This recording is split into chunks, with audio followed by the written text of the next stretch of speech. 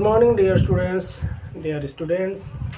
पिछले वीडियो में हम लोगों ने ए लेटर टू गॉड का 6th पैराग्राफ पढ़ा था, जिसमें पोस्टमास्टर को जब लेंचो का पत्र प्राप्त होता है तो पोस्टमास्टर पहले तो ठहाके मार के हंसता है, फिर अचानक सीरियस हो जाता है और इच्छा जाहिर करता है कि काश उसका भी विश्वास ईश्वर में उसी तरह से हो जाए जैसे कि इस पत्र के लेखक का।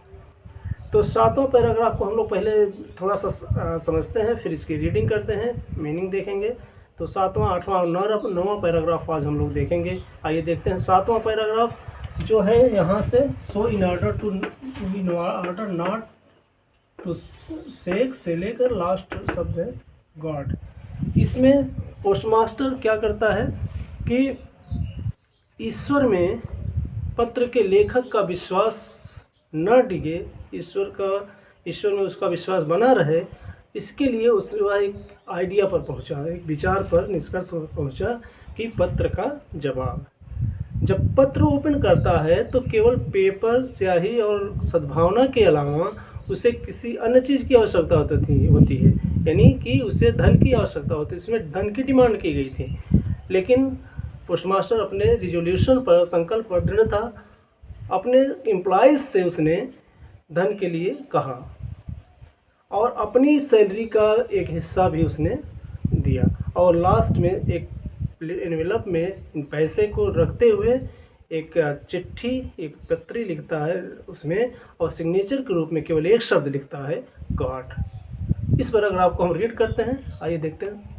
So, in order not to shake the writer's faith in God, so in order to not to shake, इसी क्रम में पर्पस को प्राप्त करने के लिए इन ऑर्डर टू शेक का प्रयोग किया जाता है।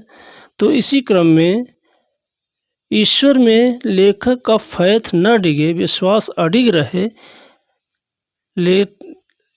The postmaster came up with an idea.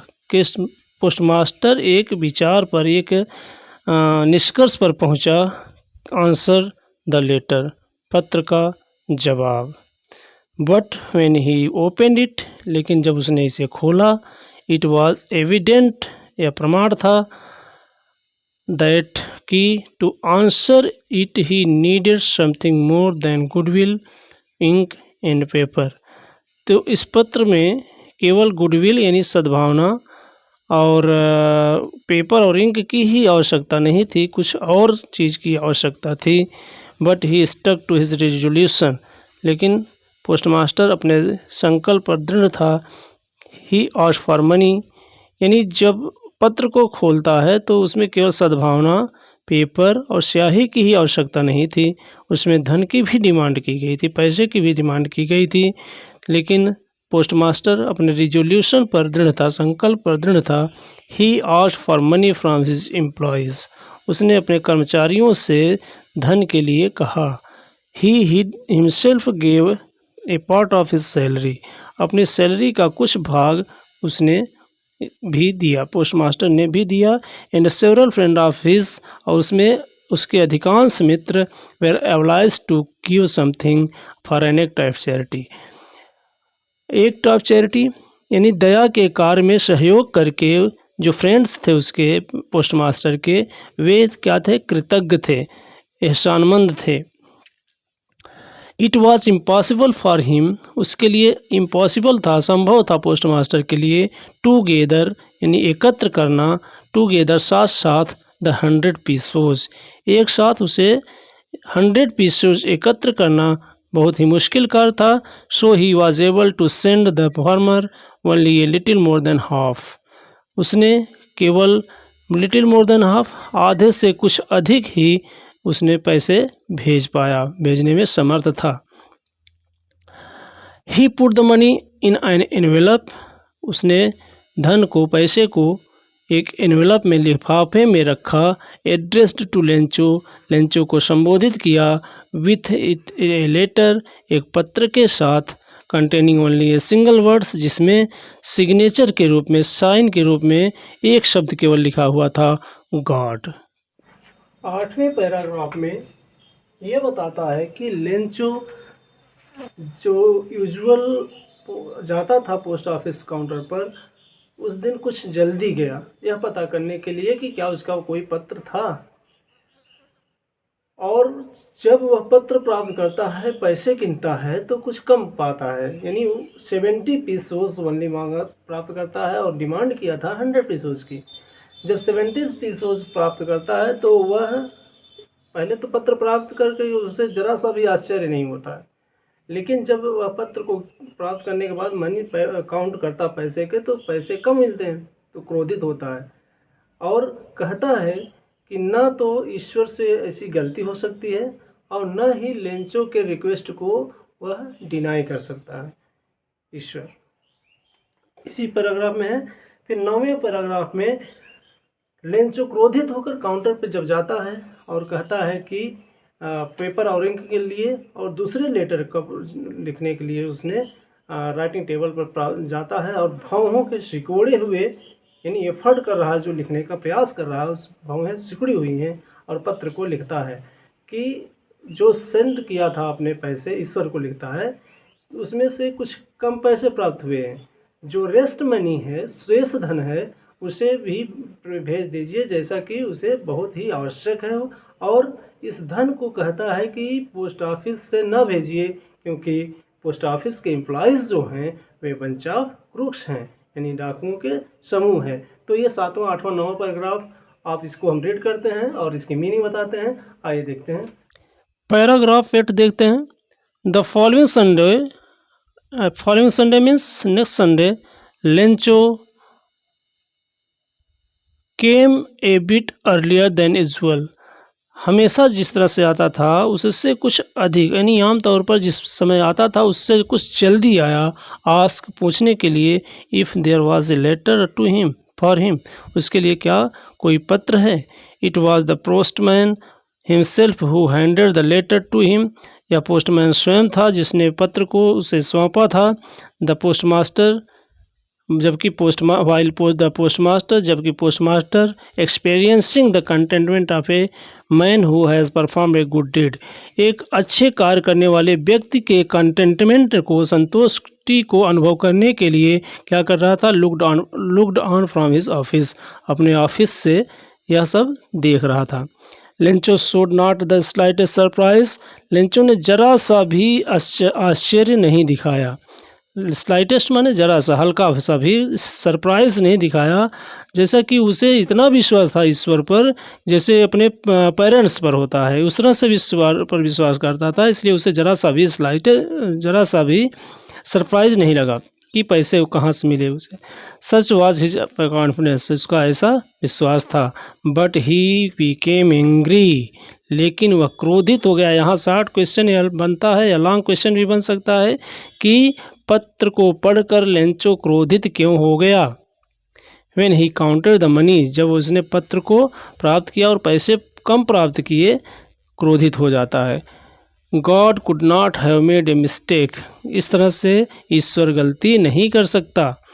Nor could he denied Lencho what he had requested, ना ही लेंचे के रिक्वेस्ट को, आवेदन को डिनाई कर सकता है, ना ही वो ईश्वर मिस्टेक कर सकता है। तो अगले पैराग्राफ में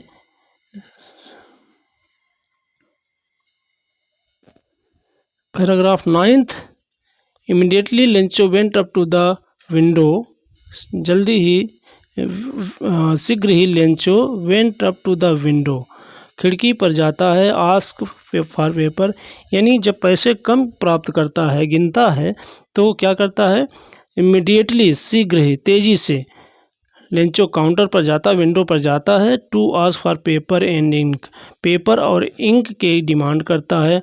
on the public writing table, जो पब्लिक राइटिंग टेबल है जिस पे लोग वहाँ पर लिखते हैं पोस्ट ऑफिस में, ही स्टार्टेड टू राइट, उसने लिखना शुरू किया। With much wrinkling of eyes his bro caused by the effort he had to make to express his ideas, यानी गुस्से में है वह, क्रोध में है कि उसे पैसे कम मिले हैं। तो with much wrinkle of his brows, उसके आईब्रोज जो है, ब्रोज जो है क्या हुए थे, रिंकल मुड़े तुड़े यानी खिंचे हुए थे, सिकुड़े हुए थे। काज्ड बाई, किस कारण से? The effort he had to make to express his ideas, यानी जो पत्र में लिख रहा है, जो उसके विचार लिख रहे हैं पत्र में, उसको एफर्ट लगा रहा है, इसके लिए उसे रिंकलिंग है, रेखाएं खिंची हुई हैं, उसके आईब्रो खिंचे हुए हैं, क्योंकि वह गुस्से में भी है। तो व्हेन ही फिनिश्ड, जब उसने समाप्त किया, he went to the window, वह खिड़की पर गया, काउंटर पर, टू बाई ए स्टैम्प, एक स्टैम्प खरीदने के लिए, विच ही लिक्ड, जिसे उसने चाटा, and then affix to the envelope with a blow of his fist, अपने मुट्ठी के प्रहार से उस स्टैम्प को लिफाफे पर एफिक्स कर दिया, चस्पा कर दिया। The moment the letter fell into the mail box, वह क्षण जिस क्षण लेटर को मेल बॉक्स में ड्रॉप करता है, postmaster went to open it, तो पोस्टमास्टर भी बहुत ही जिज्ञासु है कि होता क्या है, उसको जो कार्य किया उसने, उसका क्या परिणाम होता है, तो वह भी उत्सुक था। तो वेंट टू ओपन इट, इससे जैसे ही लेंचो ने ड्रॉप बॉक्स में डाला, तो पोस्टमास्टर उसे ओपन करता है। सेड, इट सेड, इसमें लिखा था पत्र में, God of the money that I asked for only 70 pesos reached me, ईश्वर जो पैसे मैंने डिमांड किया था तो केवल 70 पीसोज रिस्ड मी, मैंने मेरे पास केवल 70 पीसोज ही पहुँचे हैं। सेंड मी द रेस्ट, जो शेष धन है वो मेरे पास भेज दीजिए, सिंस, क्योंकि I need it very much, इसे मुझे बहुत ही आवश्यक है। But don't send it to the through the mail, लेकिन इसे मेल से यानी डॉक से मत भेजिए, क्योंकि the post office employees are a bunch of crooks, क्योंकि पोस्ट ऑफिस के एम्प्लॉयज़ जो हैं वे बंच ऑफ क्रूक्स हैं, डाकुओं के समूह हैं।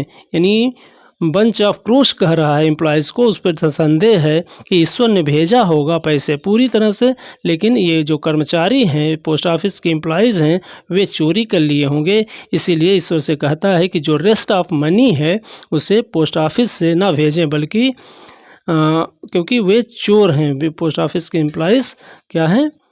चोर हैं। तो इस प्रकार से पूरा लेसन समाप्त होता है। अगले वीडियो में हम लोग मिलेंगे क्वेश्चंस लेकर, जिसमें ऑब्जेक्टिव टाइप के जो क्वेश्चंस पूछे जाते हैं पेपर में, 10 फटाफट क्वेश्चंस आपको लेकर मिलेंगे। तब तक के लिए धन्यवाद।